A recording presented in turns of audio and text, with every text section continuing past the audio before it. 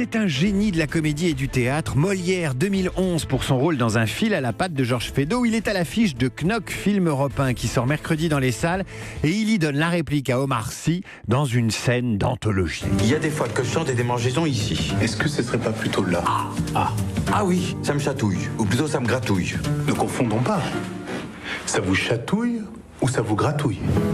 Bonjour Christian Eck. Bonjour. Merci d'être avec nous ce matin. Avec plaisir. Racontez-nous, pour ceux qui ne connaissent pas, parce que Knock est un classique, mais bon, il y a de jeunes esprits à éveiller. Quelle est l'histoire de cet immense classique? Mon Dieu. Alors, Knock, c'est un homme, on ne sait pas très bien d'où il vient. En tout cas, il vient de la rue, il est perdu, il est plutôt un petit délinquant au départ. Le hasard fait qu'il est engagé sur un bateau en tant que médecin. Qui est Omar Sy, joué par Omar Sy dans le film. Et évidemment, à ce stade-là, Omar Sy n'est absolument pas médecin. Mais comme il a une certaine intelligence et un savoir-faire et un savoir écouter les gens assez admirable, il parvient à se débrouiller et à se faire passer pour médecin à bord. Ensuite, les années passent, il prend la succession d'un médecin dans un petit village français qui prend sa retraite ou qui s'en va ailleurs et il reprend sa clientèle. Et dans ce village, le médecin était assez... il avait des patients de temps en temps, mais c'était rien de terrible. Et une fois que Knock arrive, il commence à faire de ce métier une véritable... une industrie. Oui, en fait, on a tous en tête la version avec Louis Jouvet, qui lui interprétait un médecin aussi, dans le sens dont vous parlez, mais la réécriture de Lorraine Lévy, qui est la réalisatrice et qui a réécrit un petit peu ce fameux Knock, a un petit peu changé la donne, surtout quand on sait que c'est Omar Sy qui fait le médecin, on pense à de l'humanité. Il rayonne de l'humanité. Et là, on n'a pas du tout l'impression que c'est un médecin roublard. C'est-à-dire que c'est un médecin qui va soigner les gens, mais pas par où on l'attend. Christian Eck, tiens, on va écouter Louis Jouvet dans la scène bien connue au cinéma. Et puis ensuite, je vous demanderai comment on prépare cette scène.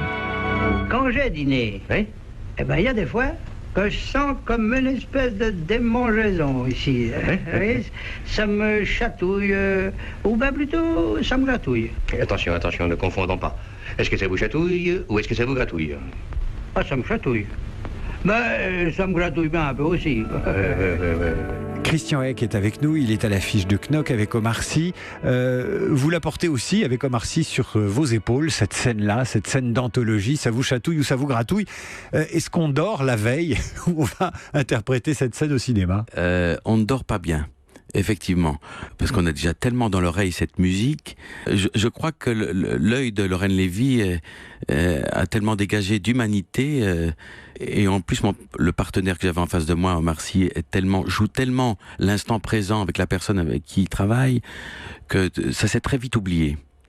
Et donc c'était juste deux personnes avec un texte et une grande naïveté chez l'un et une grande humanité chez l'autre. Et c'est vrai qu'on vous fait jouer souvent des personnages soit décalés, là c'est un facteur un peu naïf, un peu poète, un peu alcoolique, très aussi. Tendre, c'est vrai que vous buvez pas mal. Évidemment, le répertoire vous donne souvent des rôles un peu farfelus. Oui, en fait je les aime moi, ces personnages farfelus. J'ai toujours été attiré par l'outrance, par le décalage, par... Les gens normaux, trop normaux me font peur. J'ai l'impression que ce ne sont pas des vrais gens. Je suis plus à l'aise avec des gens décalés parce que j'ai l'impression de les lire mieux. Et pour ceux qui ne vous connaissent pas, mais vous surgissez sur une scène de théâtre, alors évidemment pas dans des tragédies, mais dans des comédies à la Feydeau, ou dans des personnages un peu hauts en couleur, même dans des tragédies. Les ricanements ou les rires sont immédiats dans la salle. Il suffit pour vous de lever une main, de soulever une épaule, de donner un coup de menton et les gens se marrent. J'ai découvert ça avec le temps, mais je pensais pas que j'avais cette qualité-là. Mais c'est marrant, vous parlez comme si vous aviez commencé hier, alors que vous avez fait votre entrée, vous le Belge, rentré à la Comédie Française au début des années 2000, vers 2008. Hein.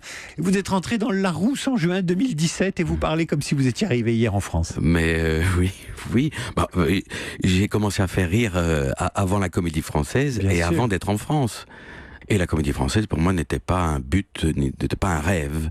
Je me trouvais un peu atypique pour entrer à la comédie française. Je me disais, ont-ils besoin d'un vieux mime parce que je me sentais pas très parlant. Je me sentais plutôt un bougeur plutôt qu'un parlant. Un bougeur plutôt qu'un parlant. J'allais vous en parler. Vous avez des qualités de mime qui viennent d'où? De quelle formation? C'est cette attirance pour le cirque? J'ai toujours été attiré par le mouvement. Tous les mouvements m'intéressent. Que ce soit le mouvement des personnes quand on est assis à une terrasse de café et qu'on voit les gens. Une manière de marcher pour moi me touche beaucoup. Tous les êtres vivants. Comment ils bougent, un chien, une mouche, une méduse, une cellule. Ça vous inspire? Jusqu'à un œuf sur le plat qui cuit. Un œuf sur le plat qui cuit. Oui, et les petites bulles que ça fait déjà, ça me plaît. Il y a d'autres inspirations qui vous ont marqué et qui façonnent le corps du comédien que vous montrez au public? Mais je crois que c'est un mélange de toutes sortes qui ont bercé mon enfance. Par exemple, le cinéma muet est une source d'inspiration immense parce que les comédiens n'ont que le mouvement pour s'exprimer, ils n'ont pas droit à la parole. La bande dessinée. Laquelle? Gottlieb. Parce qu'il y a des déformations qui sont très intéressantes, des déformations de personnages. Et mon maître, c'est François Bouc. Et il s'amuse beaucoup à déformer ses personnages. Il transgresse les règles de la bande dessinée. Il sort de la case, il y revient, il la dépasse. Et ça, j'adore. Et aussi, l'arrivée du hip-hop m'a aussi passionné. C'est-à-dire que vous danseriez volontiers le hip-hop? Oui. Vous l'imiteriez? Je l'imiterais volontiers.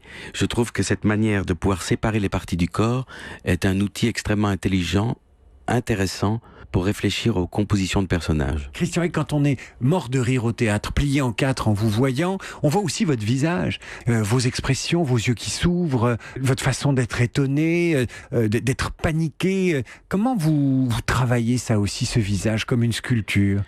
Alors, je vais vous raconter une philofable. Une philofable. C'est un mille-pattes qui rencontre une fourmi. Le mille-pattes sort de son petit terrier, rencontre une fourmi, la fourmi dit « Ouh, dis donc, tu t'appelles comment ?» Ben, je m'appelle mille-pattes. « Ah ben oui, je comprends, parce que t'en as vraiment beaucoup des pattes. T'en as combien ? » Ben j'en ai 1000. Ah, oui. Et comment tu fais pour tout synchroniser ? Ah ben, j'y ai jamais réfléchi. Bon, la journée se passe et le mille-pattes rentre dans son petit terrier, tout au fond, et toute la nuit il se dit « C'est vrai, j'y ai jamais pensé.